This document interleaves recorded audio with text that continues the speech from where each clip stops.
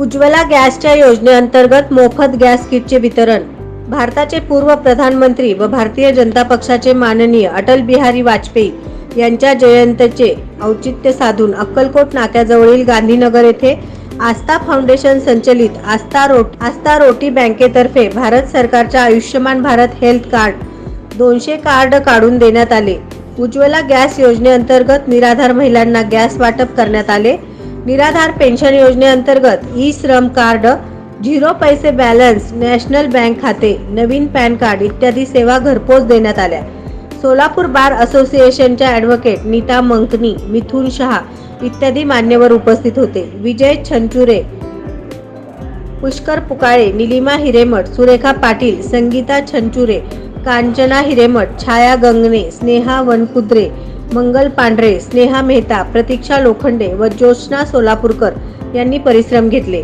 Advocate Nita मंकनी, मिथुन शहा यांनी आस्था रोटी बँकेच्या कार्याचे कौतुक केले. ही संस्था समाजोपयोगी उपक्रमात अग्रेसर आहे. आजही अनेक जण चुलीवर स्वयंपाक करतात, त्यामुळे धुराच्या त्रासाने श्वसनाचे, डोळ्याचे आजार होतात. हा एक स्तुत्य उपक्रम आहे असे विचार पाहुण्यांनी व्यक्त केले. सूत्रसंचालन छाया गंगणे यांनी केले तर आभार प्रदर्शन मंगल पांढरे यांनी मानले. नमस्कार, आपल्या सर्वांचं स्वागत आहे.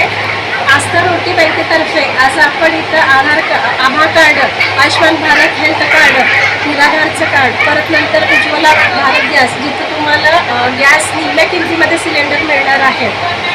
जे गरजू आहेत तिथं आता अक्कलकोट